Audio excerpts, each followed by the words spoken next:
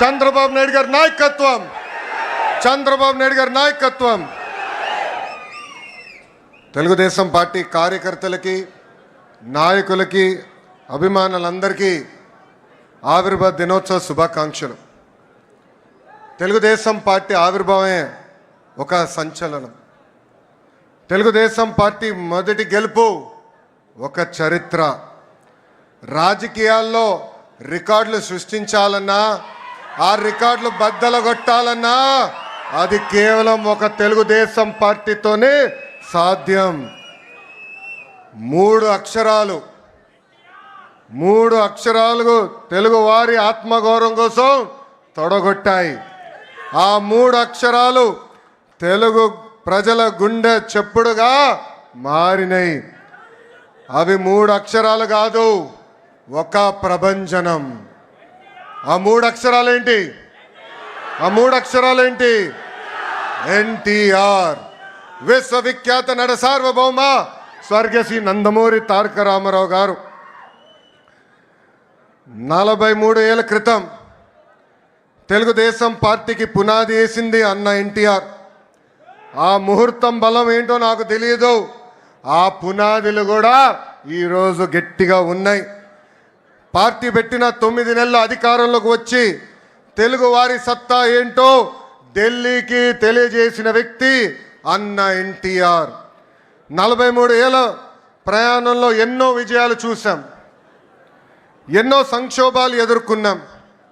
కానీ ఎన్ని కష్టాలు వచ్చినా ఎత్తిన పసుపు జెండా దించకుండా, మడిమ తిప్పకుండా తెలుగుదేశం పార్టీకి కాపలా కాసింది ఈ పసుపు సైన్యం. ప్రత్యర్థులు మీద పడిన, మీసాలు మిలేసి తొడగొట్టిన అంజిరెడ్డి తాతనే మన ధైర్యం. మెడపై కత్తి పెట్టి వాళ్ళ నాయకుడు పేరు చెప్పమంటే జై తెలుగుదేశం, జై చంద్రబాబు అని చెప్పి ప్రాణాలు వదిలిన చంద్రయ్య గారు మన పౌరుషం. కత్తులతో దాడి చేసిన, రక్తం కారుతున్న, ఎన్నికలయ్యే వరకు పోలింగ్ బూత్లో కూర్చుని చివరి ఓట్ పడే వరకు అండగా నిలబడిన మంజుల గారే మన దమ్ము. పార్టీకి, ఆ పసుపు జెండాకి కష్టపడిన కార్యకర్తలకి, ఈ పసుపు సైన్యానికి హ్యాట్స్ ఆఫ్. సమాజమే దేవాలయం, ప్రజలే దేవుళ్ళు అనే అన్న ఎన్టీఆర్ అన్నారు. ఆవిర్భావం నుంచి ఇప్పటి వరకు మన అదే స్ఫూర్తితో కలిసికట్టుగా పనిచేస్తున్నాం. దేశానికే సంక్షేమం పరిచయం చేసింది అన్న ఎన్టీఆర్. దేశానికి అభివృద్ధి ఏంటో చేసి చూపించింది మన చంద్రన్న. తెలుగువారి ఆత్మగౌరవం ఢిల్లీకి తెలిసేలాగా చేసింది అన్న ఎన్టీఆర్ అయితే, తెలుగువాడి ప్రపంచాన్ని పట్టణంలో నిలబెట్టింది మన నాయకుడు చంద్రన్న. 2 రూపాయలకే కిలో బియ్యం, నిరుపేదలకి పక్కా ఇల్లు, ఇంకో పక్కన మహిళలకి ఆస్తుల్లో సమాన హక్కు, ఇంకో పక్కన పెన్షన్ లాంటి అనేక సంక్షేమ కార్యక్రమాలు దేశానికే పరిచయం చేసింది టీడీపీ. చదువుకున్న యువకులని పెద్ద ఎత్తున రాజకీయాల్లోకి ప్రోత్సహించింది టీడీపీ. పటేల్ పట్వారీ వ్యవస్థని రద్దు చేసింది టీడీపీ. అందెందుకు బీసీలకి ఆర్థికంగా రాజకీయ స్వాతంత్రం కూడా తీసుకొచ్చింది మన టీడీపీ. మనకి గల్లీ పాలిటిక్స్ తెలుసు, ఢిల్లీ పాలిటిక్స్ కూడా తెలుసు. జాతీయ రాజకీయాల్లో సైకిల్ ముద్రనే వేరు. కేంద్ర ప్రభుత్వాల్ని శాసించే అవకాశం వచ్చినా ఎప్పుడు రాష్ట్ర ప్రయోజనాలు మేరకు మనం పనిచేశాం. ఏనాడు స్వార్థంతో పదవులు మనం అడగలేదు. రాష్ట్ర ప్రయోజనాలే ముందు పెట్టి నడిపించిన పార్టీ తెలుగుదేశం పార్టీ. అంబేద్కర్ గారికి భారతరత్న ఇవ్వటంలో కీలక పాత్ర వహించింది తెలుగుదేశం పార్టీ. అంతెందుకు ఆనాడు అబ్దుల్ కలాం గారిని రాష్ట్రపతి చేయాలని ప్రతిపాదించిన వ్యక్తి మన నాయకుడు చంద్రబాబు నాయుడు గారు.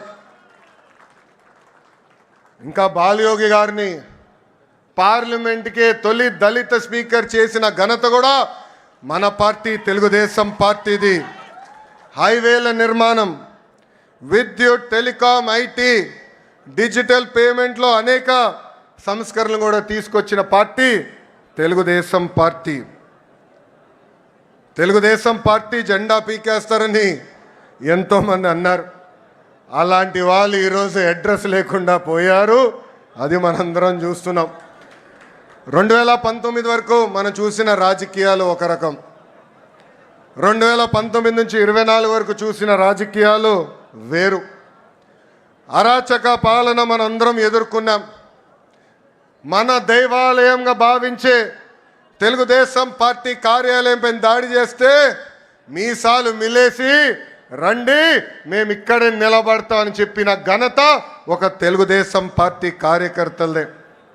అంతేకాదు మన అధినేత ఇంటికి తాడు కడితే ఆ తాళ్ళు తెంచి పోరాడింది మన తెలుగుదేశం పార్టీ కార్యకర్తలు.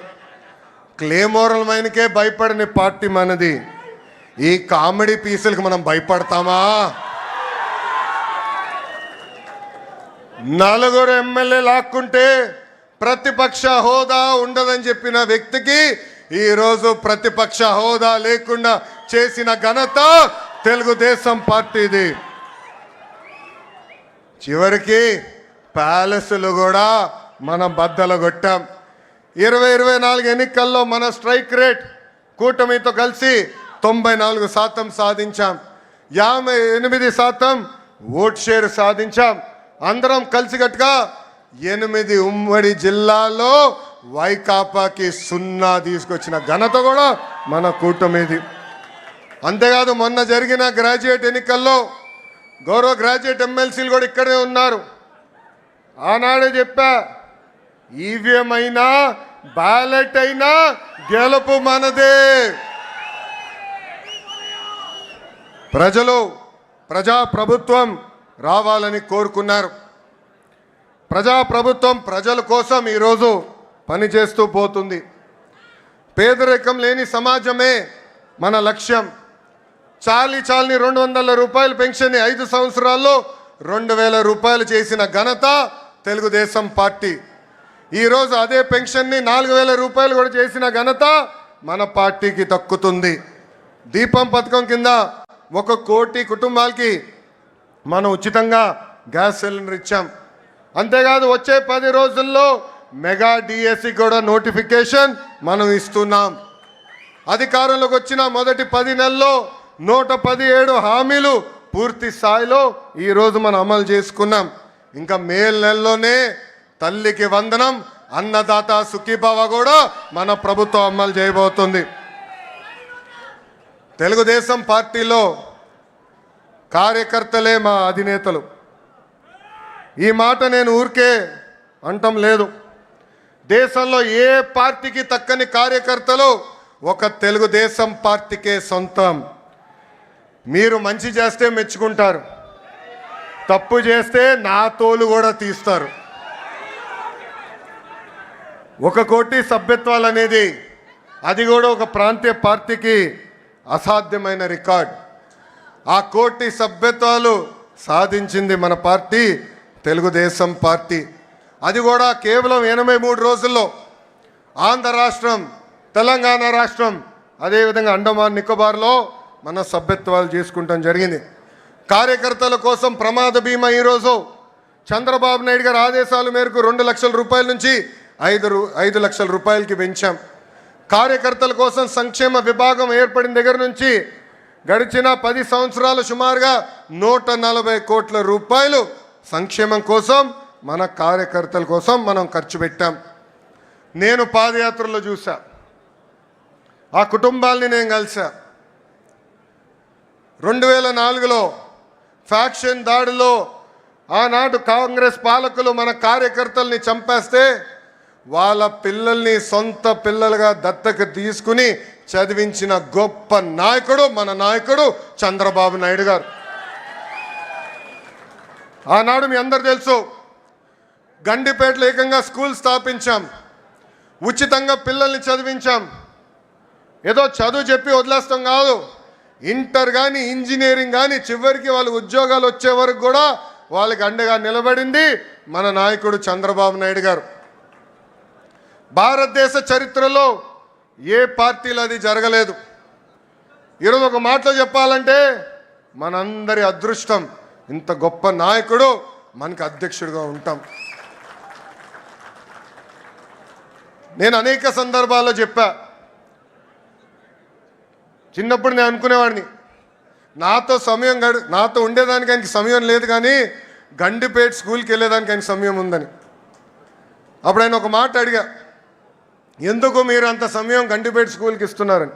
అప్పుడు ఆయన ఒకటే అన్నారు, అరే ఫ్యాక్షన్ దాడిలో ఎవరన్నా చంపేస్తే తిరిగి కుటుంబం మొత్తం మళ్ళీ ఫ్యాక్షన్ చేయాలంటారు, ఆ ఫ్యాక్షనిజంకి హ్యూమనిజం ఇవ్వాలనేది నా లక్ష్యం, దానికి ఫుల్ స్టాప్ పెట్టే బాధ్యత నేను తీసుకుంటానని చెప్పారు. పాదయాత్రలో కుటుంబాన్ని కలిసా. ఆ పిల్లలు ఈరోజు పెద్దవాళ్ళయ్యారు. ఒక డెలాయిట్, ఒక టీసీఎస్ లాంటి సంస్థల్లో ఈరోజు పనిచేస్తాం జరుగుతుంది. నేను బయట ఎంత పోరాడుతున్నానో పార్టీలో కూడా నేను అంతే పోరాడుతున్నా. నా లక్ష్యం ఒకటే, పార్టీ కోసం అహర్నిశలు కష్టపడిన కార్యకర్తల నాయకులకి గుర్తింపు ఉండాలి. గ్రామ స్థాయి నాయకులు రాష్ట్ర స్థాయికి ఎదగాలి, పాలిట్ బ్యూరో రూమ్లో అడుగు పెట్టాలనేదే నా లక్ష్యం. పార్టీ ముందు ఒక ప్రతిపాదన ఉంచాను. 3 టర్మ్లు ఒక పదవి చేసిన తర్వాత పై పదవి కన్నా వెళ్ళాలి, లేదంటే ఒక్క టర్మ్ బ్రేక్ తీసుకోవాలి. జాతీయ ప్రధాన కార్యదర్శిగా నేను ఈరోజు 4వ టర్మ్లో ఉన్నాను. గౌరవ అధ్యక్షుడు వారిని నేను కోరేది, ఆ సంస్కరణ నాతో మొదలు పెట్టాలని ఈ సభాముఖంగా నేను కోరుతున్నాను.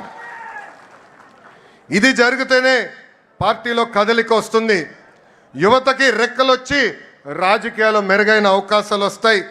నా స్టైల్ ఒకటే, సీనియర్ని జూనియర్ని సమానం గౌరవిస్తా, పనిచేసే వాళ్ళకే నేను ప్రమోషన్ ఇస్తా. పసుపు జెండా ఇంకో 40 ఏళ్ళు రెపరెపలాడాలి. దానికి ఎప్పుడు నిరంతరం పార్టీలో యువరక్తం పారాలి. దానికి అందరి సహకారం ఉండాలి. పెద్దలందరూ కూడా ఈరోజు పాలిట్ బ్యూరో సభ్యులందరూ కూడా యువకుల్ని పెద్ద ఎత్తున ప్రోత్సహిస్తున్నారు. రండి, కదలి రండి, ఒక ప్రపంచంగా ఆంధ్ర రాష్ట్రాన్ని ముందలు తీసుకెళ్దామని ఆంధ్ర రాష్ట్ర ప్రజలు కూడా పిలిపిస్తూ, నేను ఎక్కడికి వెళ్ళినా రెడ్ బుక్ గురించి డిస్కషన్. నేను అనుకున్నా రెడ్ బుక్ గురించి మాట్లాడాల్సిన అవసరం లే, ఎందుకంటే రెడ్ బుక్ చెప్పగానే కొంతమంది గుండుపోటు వస్తుంది. రెడ్ బుక్ చెప్పగానే కొంతమంది బాత్రూంలో కాలు జారి చెయ్యరగొట్టుకున్నారు. అర్థమైందా రాజా? అర్థమైందా రాజా?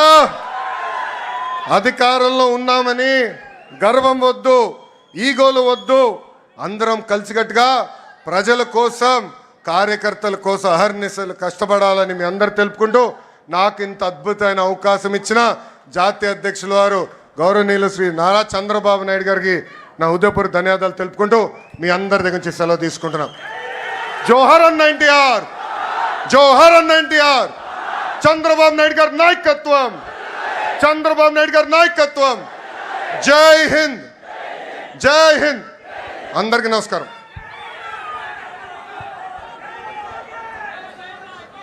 జాతీయ ప్రధాన కార్యదర్శి గారికి ధన్యవాదాలు తెలియజేస్తూ, ఈరోజు